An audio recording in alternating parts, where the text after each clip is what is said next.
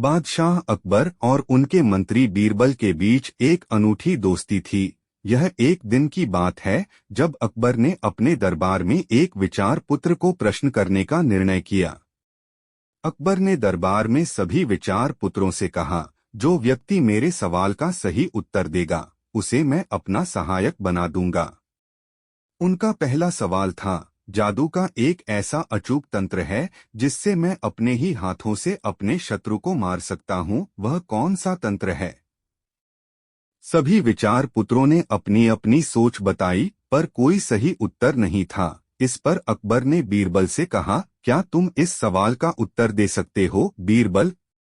बीरबल हंसते हुए उत्तर दिया, राजा, जादू का तंत्र है समय। समय का सही समय पर उपयोग करना ही सबसे बड़ा जादू है। आपका शत्रु आपके लापरवाही का इंतजार करेगा और फिर आप समय पर अपने कार्य को समाप्त करके उसे हराएंगे। अकबर ने मुस्कुराते हुए कहा, बीरबल, तुमने सही उत्तर दिया है, तुम मेरा सहायक बनोगे। इस घड़ी बीरबल ने नहीं सिर्फ अपनी बुद्धिमत्ता से राजा को प्रसन्न रूप बनाया, बल्कि उन्होंने लोगों को यह सिखाया कि समय का मूल्य कितना महत्वपूर्ण है। बीरबल की यह बुद्धिमत्ता कई कथाएं और सिख राष्ट्र भर में फैली। जब कभी दरबार में अकबर और बीरबल अकेले होते थे तो किसी न किसी बात पर बहस छिड़ जाती थी। एक दिन बादशाह अकबर बैंगन की सब्जी की खूब तारीफ कर रहे थे। बीरबल भी बादशाह की हाँ में हाँ मिला रहे थे। इतना ही नहीं, वह अपनी तरफ से भी दो चार वाक्य बैंगन की तारीफ में कह देते थे।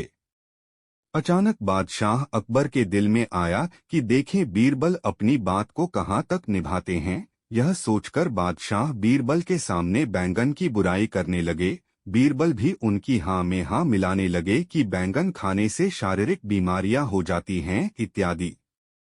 बीरबल की बात सुनकर बादशाह अकबर हैरान हो गए और बोले, बीरबल, तुम्हारी इस बात का यकीन नहीं किया जा सकता।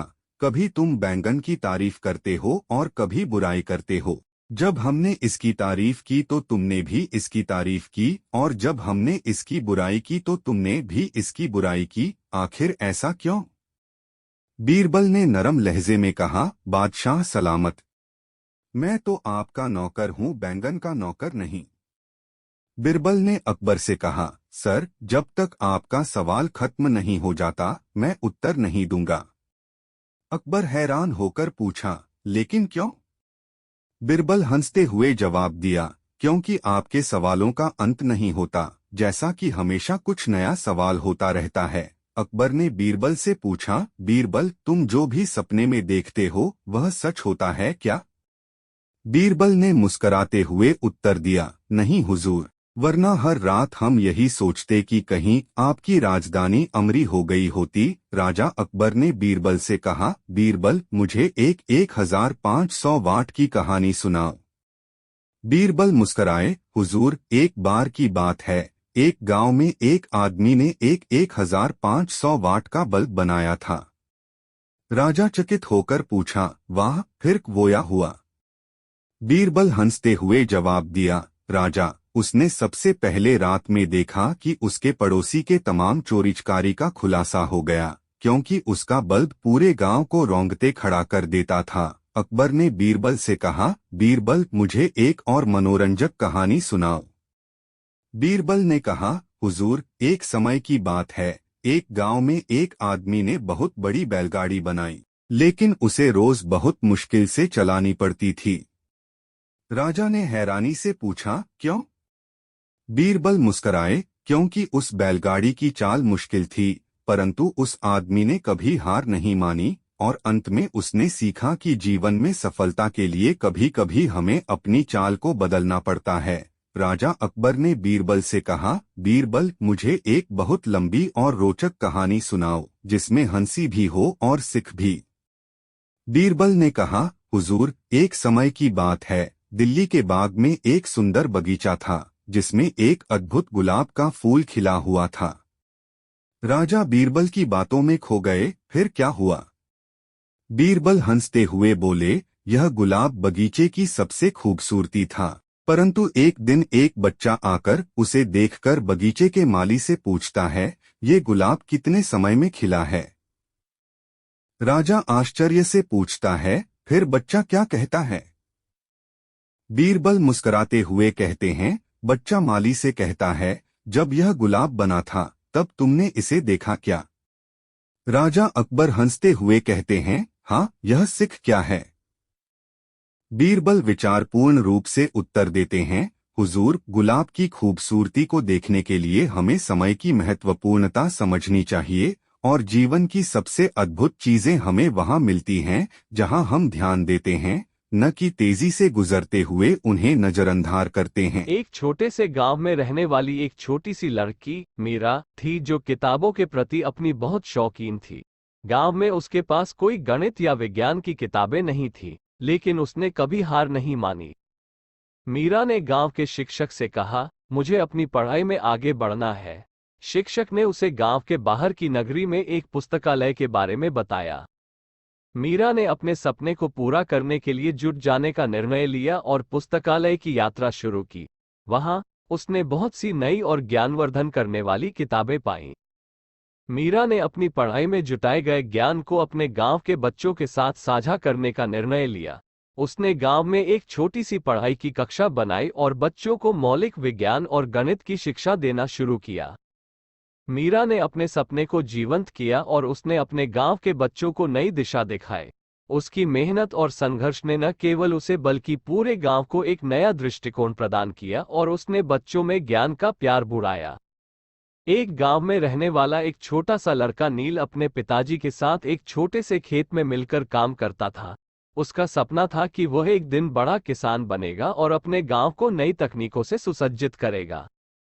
नील ने खेती में नए तरीकों का प्रयोग करने का निर्णय किया और वह खेतों में सुधार के लिए नई तकनीकों का अध्ययन करने लगा।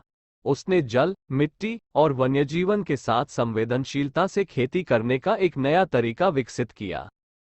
एक दिन गांव में एक किसान महोत्सव हुआ, जहां नील ने अपनी नई तकनीकों से सुसज्जित हुए खेतों को प्रदर्शित किया। उसकी नई तकनीकें गांव वालों को हैरान कर देने वाली थी और उसे सराहा गया। नील की मेहनत और नए तकनीकों का प्रयोग ने गांव की खेती को बदल दिया और सभी किसानों को नए और सुधारित तरीकों से खेती करने का सा बदला।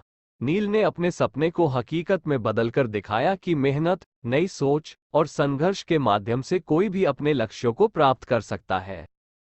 एक छोटे से गांव में एक छोटा सा बच्चा रहता था जिसका नाम सोना था। सोना गांव की मात्रा पाठशाला में पढ़ाई करता था और उसका सपना था कि वह एक दिन वैज्ञानिक बनेगा। वह रोज शिक्षक से नए चीजों के बारे में पूछता और खुद भी उन्हें अपने उत्तरों के साथ साझा करता था। उसकी मेहनत और उत्साह ने उसे गांव के अन्य बच्चों में अलग बना दिया। एक दिन गांव में एक विज्ञान मेला हुआ, जहां छात्रों को अपने आविष्कारों को प्रदर्शित करने का अवसर मिला। सोना ने वहां अपनी नई आविष्कारशील यंत्र प्रस्तुत की, जो गांव के लोगों के जीवन को सुधारने में मदद कर सकती थी। उसका आविष्कार बड़ी प्रशंसा प्राप्त करता है और उसे एक विशेष पुरस्कार से नवाजा जाता है। इससे सोना का सपना पूरा हो जाता है और वह एक वैज्ञानिक बनकर गांव की ऊर्जा समस्याओं का समाधान करता है। इस कहानी से हमें ये सीखने को मिलता है कि छोटे से गांव में भी अगर कोई सही दिशा में मेहनत करे और सपनों की पूर्ति के लिए समर्थ हो, तो वह किसी भी क्षेत्र में सफल हो सकता है। बहुत समय पहले की बात है। एक छोटे से गांव में एक गरीब लड़का रहता था, जिसका नाम राजू था। राजू का सपना था कि वह एक दिन बड़ा आदमी बनेगा और अपने परिवार को सुखी जीवन दिलाएगा। वह गरीबी के बावजूद भी कभी हार नहीं मानता था और मेहनत में विश्वास रखता था। एक दिन उसने एक पुराने पुस्तक में पढ़ा कि शिक्षा से सब कुछ मुमकिन है। राजू ने अपने जीवन को सुधारने का निर्णय किया और स्कूल जाना शुरू किया। उसने मेहनत और समर्पण से अपनी पढ़ाई को पूरा किया और अच्छे अंक प्राप्त किए।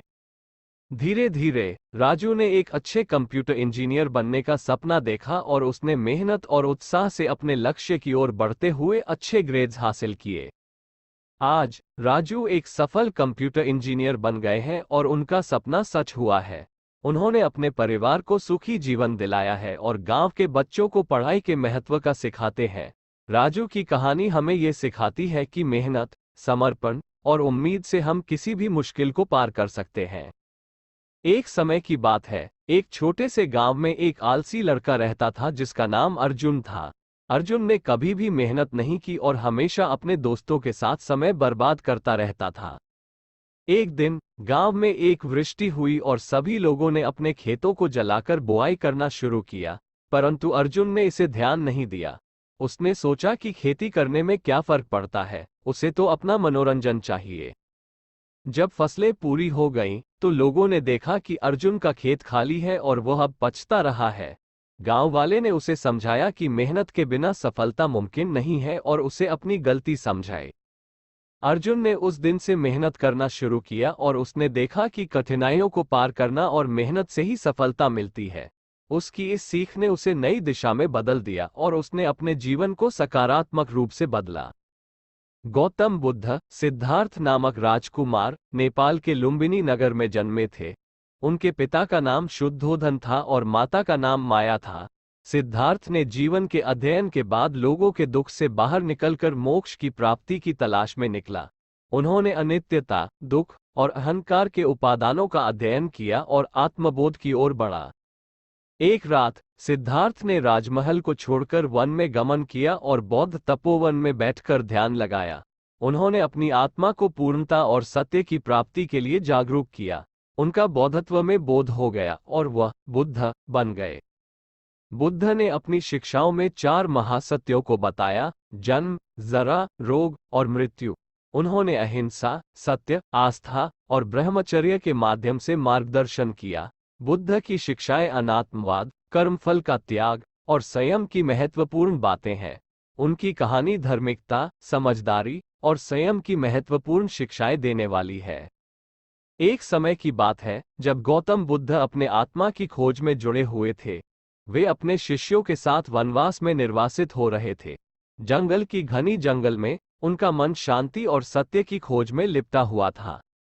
एक दिन जब बुद्ध ध्यान कर रहे थे, उन्हें एक गर्भवती महिला दिखाई दी, जो बहुतेतर संतानें संजीवनी वन में अपने आत्मसमर्पण से पाल रही थी। बुद्ध ने उससे मिलकर उसकी कथा सुनी और उससे सीखा कि समर्पण और प्रेम से ही सच्ची खोज होती है। इसके बाद बुद्ध ने शिष्यों को यात्रा का निर्देश दिया, जिसमें उन्हें जंगल के सभी प्राणियों के साथ सहजता से रहने के लिए कहा गया। उन्होंने बताया कि समृद्धि और शांति का सबसे बड़ा रहस्य अनुशासन और सहयोग में छिपा होता है। जंगल में शिष्यों ने विभिन्न प्राणियों से सीखा कैसे वे अपने स्वाभाविक स्थिति में संतुष्ट रहते हैं। एक उदाहरण स्वरूप, एक वृक्ष ने शिष्यों को अपनी गहरी जड़ों से सभी को समर्पित रहने की महत्ता सिखाई। इससे उन्होंने समझा कि अपने मूल मूल्यों में स्थिर रहना क्यों आवश्यक है। जंगल में बुद्ध की शिक्षा ने अद्वितीय सत्य को समझाया। सभी जीवों में एक ही ब्रह्मांडीय चेतना है और हर कौन इस अद्वितीयता का अंश है। इस प्रकार बुद्ध ने जंगल के माध्यम से मानवता को सर्वोत्तम मार्ग पर चलने का उपदेश दिया। जंगल में बीते दिनों में बुद्ध ने अपने शिष्यों को ध्यान, साधना और सेवा के माध्यम से सच्ची मुक्ति की प्राप्ति का मार्ग दिखाया। जंगल की शांति ने उन्हें अपने आत्मा का साक्षात्कार करने का सुनहरा अवसर प्रदान किया, जिसने उन्हें समस्त मानव समुदाय के लिए एक प्रेरणा स्रोत बना दिया। इस प्रकार गौतम बुद्ध की बेहतरीन कहानी जंगल की से नहीं, बल्कि उनके जीवन के इस चरण ने मानव जीवन को शिक्षाप्रद एवं प्रेरणास्पद बना दिया। समय की बात है जब भूतपूर्व प्राचीन भारत में गौतम नामक एक राजकुमार ने सार्थक जीवन की खोज में रचनात्मकता की ओर रुचि दिखाई। उन्होंने राजमहल की विलासिता को छोड़कर भिक्षु बनने का निर्णय किया। गौतम, अब बुद्ध कहलाए, ने दुख की असली उत्पत्ति को समझने के लिए आत्मा की अन्वेषणा में काठमांडू के जंगलों का सफर किया। एक दिन उन्होंने एक पीपल के पेड़ के नीचे बैठकर ध्यान में लीन हो गए। वहां बुद्ध ने जीवन के चक्र की सत्यता को पहचाना और असंसारी दुख के कारणों को जाना। उन्होंने अपने उपदेशों के माध्यम से अंधविश्वास, क्रोध और लोभ से मुक्ति प्राप्त करने की मार्गदर्शन की। बुद्ध ने अपने शिष्यों को ध्यान, शील और प्रज्ञा के माध्यम से निजी और सामाजिक दुख से मुक्ति प्राप्त करने का उपाय बताया। उनकी शिक्षाएं संसार के विभिन्न कोनों में फैली और उनके अनुयायियों ने उन्हें धर्मगुरु के रूप में माना। बुद्ध ने दी गई उपदेशों से समाज में शांति और सामंजस्य फैली, जिससे लोगों के जीवन में सकारात्मक परिवर्तन हुआ। उनकी नीतियों ने भगवान की ऊंचाइयों की ओर मार्गदर्शन किया और उनकी नई कहानी ने मानवता को एक नया दृष्टिकोण प्रदान किया। बार महात्मा बुद्ध किसी गांव में गए। वहां एक स्त्री ने उनसे पूछा कि आप तो किसी राजकुमार की तरह दिखते हैं, आपने युवावस्था में गेरुआ वस्त्र क्यों धारण किया है? बुद्ध ने उत्तर दिया कि मैंने 3 प्रश्नों के हल ढूंढने के लिए संन्यास लिया है। बुद्ध ने कहा, हमारा शरीर युवा और आकर्षक है, लेकिन यह वृद्ध होगा, फिर बीमार होगा और अंत में यह मृत्यु को प्राप्त हो जाएगा। मुझे वृद्धावस्था, बीमारी और मृत्यु के कारण का ज्ञान प्राप्त करना है। बुद्ध की बात सुनकर स्त्री बहुत प्रभावित हो गई और उसने उन्हें भोजन के लिए आमंत्रित किया। जैसे ही ये बात गांव के लोगों को मालूम हुई तो सभी ने बुद्ध से कहा कि वे उस स्त्री के यहाँ न जाए, क्योंकि वो स्त्री चरित्रहीन है। बुद्ध ने गांव के सरपंच से पूछा कि क्या ये बात सही है। सरपंच ने भी गांव के लोगों की बात में सहमति जताई। तब बुद्ध ने सरपंच का एक हाथ पकड़कर कहा कि अब ताली बजाकर दिखाओ। इस पर सरपंच ने कहा कि यह असंभव है, एक हाथ से ताली नहीं बज सकती। बुद्ध ने कहा कि ठीक इसी प्रकार कोई स्त्री अकेले ही चरित्रहीन नहीं हो सकती है। यदि इस गांव के पुरुष चरित्रहीन नहीं होते तो वह स्त्री भी चरित्रहीन नहीं होती। गांव के सभी पुरुष बुद्ध की ये बात सुनकर शर्मिंदा हो गए। बुद्ध किसी उपवन में विश्राम कर रहे थे।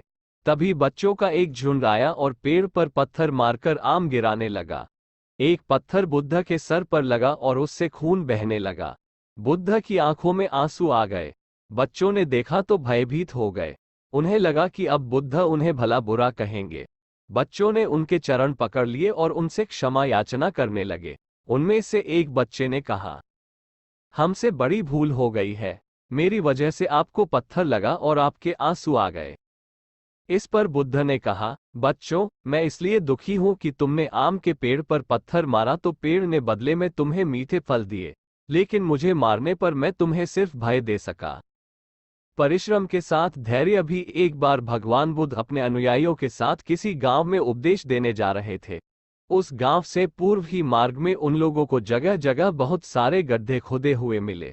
बुद्ध के एक शिष्य ने उन गड्ढों को देखकर जिज्ञासा प्रकट की, आखिर इस तरह गड्ढे का खुदे होने का तात्पर्य क्या है? बुद्ध बोले, पानी की तलाश में किसी व्यक्ति ने इतने गड्ढे खोदे हैं। यदि वो धैर्यपूर्वक एक ही स्थान पर गड्ढा खोदता तो उसे पानी अवश्य मिल जाता, पर वह थोड़ी देर गड्ढा खोदता और पानी न मिलने पर दूसरा गड्ढा खोदना शुरू कर देता। व्यक्ति को परिश्रम करने के साथ धैर्य भी रखना चाहिए। महात्मा बुद्ध प्रवचन सभा में आकर मौन बैठ गए। शिष्य समुदाय उनके इस मौन के कारण चिंतित हुए कि कहीं वे अस्वस्थ तो नहीं है। आखिर एक शिष्य ने पूछ ही लिया, भंते, आप आज इस तरह मौन क्यों हैं? वे नहीं बोले तो दूसरे शिष्य ने फिर पूछा, गुरुदेव, आप स्वस्थ तो हैं? बुद्ध फिर भी मौन ही बैठे रहे। इतने में बाहर से एक व्यक्ति ने जोर से पूछा, आज आपने मुझे धर्मसभा में आने की अनुमति क्यों नहीं दी? बुद्ध ने कोई उत्तर नहीं दिया और आंखें बंद कर ध्यानमग्न हो गए। वो बाहर खड़ा व्यक्ति और जोर से बोला, मुझे धर्मसभा में क्यों नहीं आने दिया जा रहा है? धर्मसभा में बैठे बुद्ध के शिष्यों में से एक ने उसका समर्थन करते हुए कहा, भंते, उसे धर्मसभा में आने की अनुमति प्रदान कीजिए।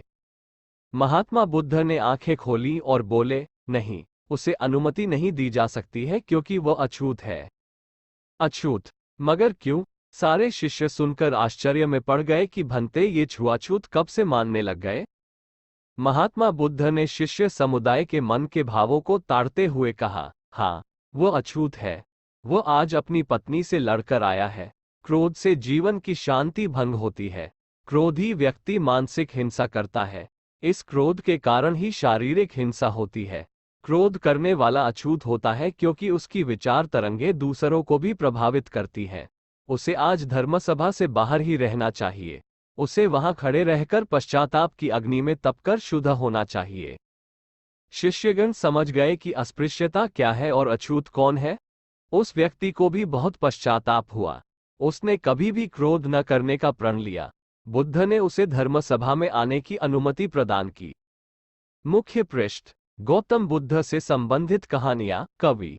एक होरीराम ने दोनों बैलों को सानी पानी देकर अपनी स्त्री धनिया से कहा, गोबर को ऊख गोड़ने भेज देना, मैं न जाने कब लौटूं, जरा मेरी लाठी दे दे। धनिया के दोनों हाथ गोबर से भरे थे। उपले पात कर आई थी। बोली, अरे कुछ रस पानी तो कर लो, ऐसी जल्दी क्या है? होरी ने अपने झुर्रियों से भरे हुए माथे को सिकोड़कर कहा, तुझे रस पानी की पड़ी है।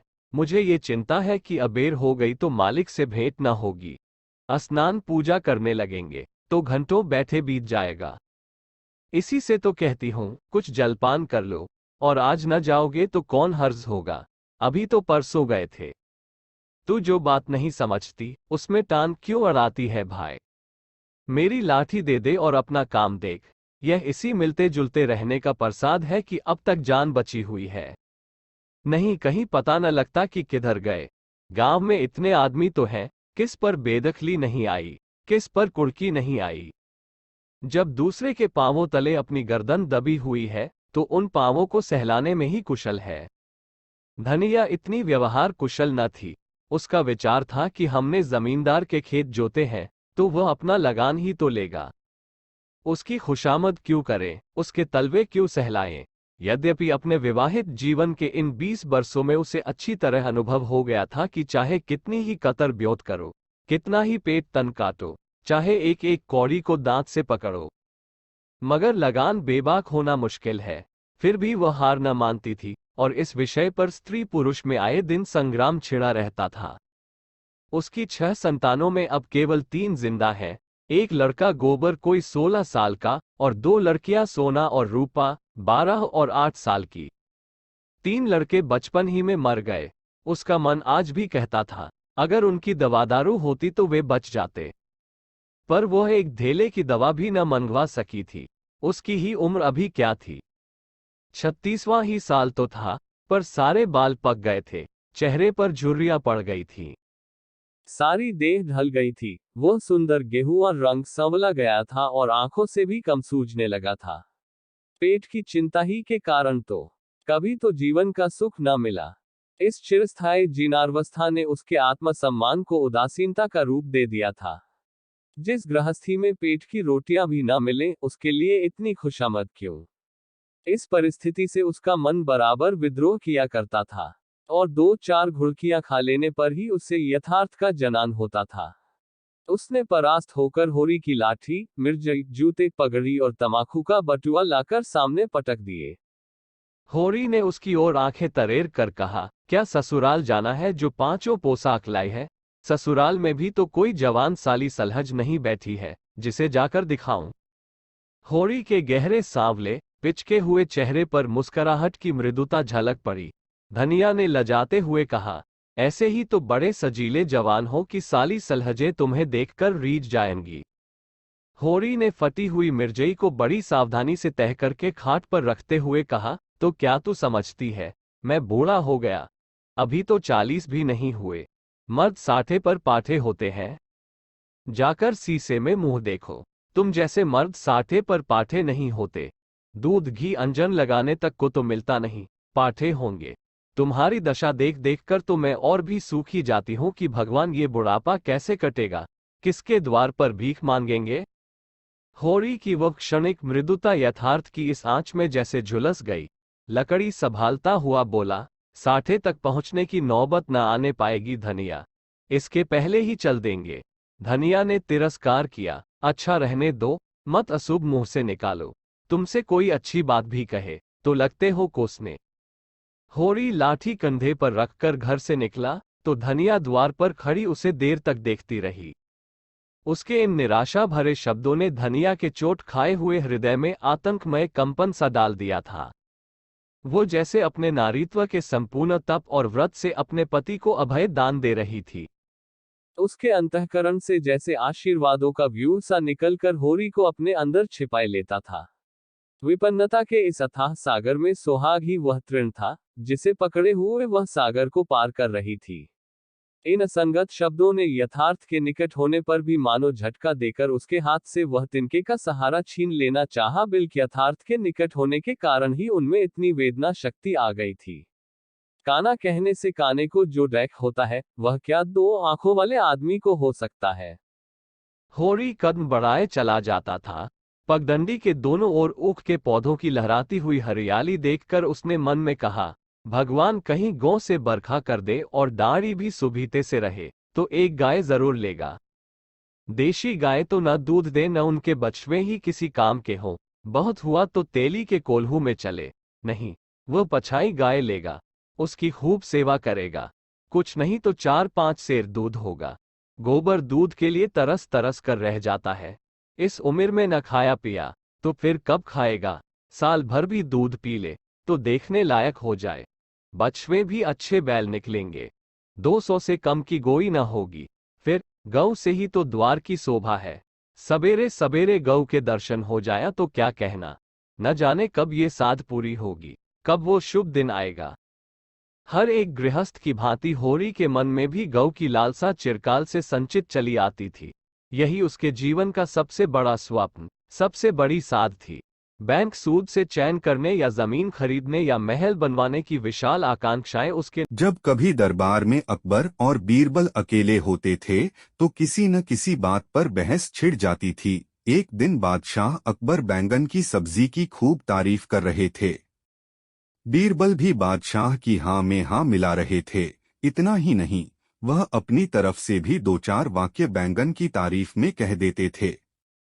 अचानक बादशाह अकबर के दिल में आया कि देखें बीरबल अपनी बात को कहाँ तक निभाते हैं। यह सोचकर बादशाह बीरबल के सामने बैंगन की बुराई करने लगे। बीरबल भी उनकी हाँ में हाँ मिलाने लगे कि बैंगन खाने से शारीरिक बीमारियां हो जाती हैं इत्यादि। बीरबल की बात सुनकर बादशाह अकबर हैरान हो गए और बोले, बीरबल, तुम्हारी इस बात का यकीन नहीं किया जा सकता। कभी तुम बैंगन की तारीफ करते हो और कभी बुराई करते हो। जब हमने इसकी तारीफ की तो तुमने भी इसकी तारीफ की, और जब हमने इसकी बुराई की तो तुमने भी इसकी बुराई की। आखिर ऐसा क्यों? बीरबल ने नरम लहजे में कहा, बादशाह सलामत, मैं तो आपका नौकर हूँ, बैंगन का नौकर नहीं। बीरबल ने अकबर से कहा, सर, जब तक आपका सवाल खत्म नहीं हो जाता मैं उत्तर नहीं दूंगा।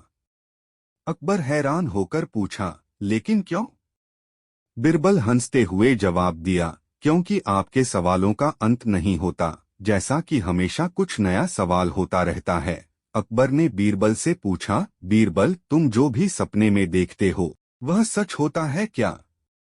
बीरबल ने मुस्कराते हुए उत्तर दिया, नहीं हुजूर, वरना हर रात हम यही सोचते कि कहीं आपकी राजधानी अमरी हो गई होती। राजा अकबर ने बीरबल से कहा, बीरबल, मुझे 1500 वाट की कहानी सुनाओ। बीरबल मुस्कराए, हुजूर, एक बार की बात है, एक गांव में एक आदमी ने 1500 वाट का बल्ब बनाया था। राजा चकित होकर पूछा, वाह, फिर वोया हुआ? बीरबल हंसते हुए जवाब दिया, राजा, उसने सबसे पहले रात में देखा कि उसके पड़ोसी के तमाम चोरीचकारी का खुलासा हो गया, क्योंकि उसका बल्ब पूरे गांव को रौंदते खड़ा कर देता था। अकबर ने बीरबल से कहा, बीरबल, मुझे एक और मनोरंजक कहानी सुनाओ। बीरबल ने कहा, हुजूर, एक समय की बात है, एक गांव में एक आदमी ने बहुत बड़ी बैलगाड़ी बनाई, लेकिन उसे रोज बहुत मुश्किल से चलानी पड़ती थी। राजा ने हैरानी से पूछा, क्यों? बीरबल मुस्कराए, क्योंकि उस बैलगाड़ी की चाल मुश्किल थी, परंतु उस आदमी ने कभी हार नहीं मानी, और अंत में उसने सीखा कि जीवन में सफलता के लिए कभी कभी हमें अपनी चाल को बदलना पड़ता है। राजा अकबर ने बीरबल से कहा, बीरबल, मुझे एक बहुत लंबी और रोचक कहानी सुनाओ, जिसमें हंसी भी हो और सिख भी।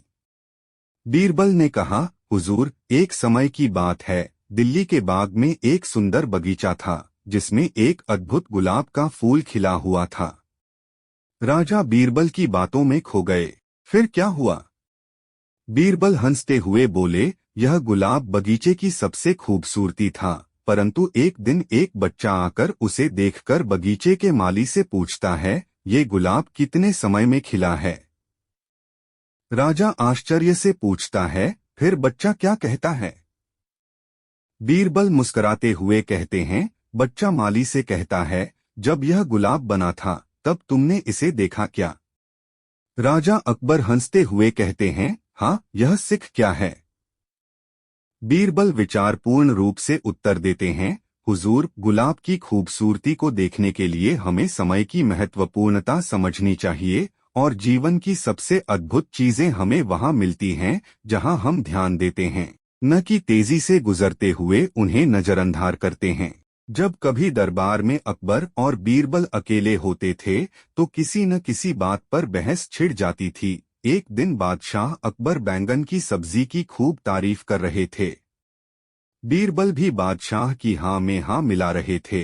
इतना ही नहीं, वह अपनी तरफ से भी दो चार वाक्य बैंगन की तारीफ में कह देते थे।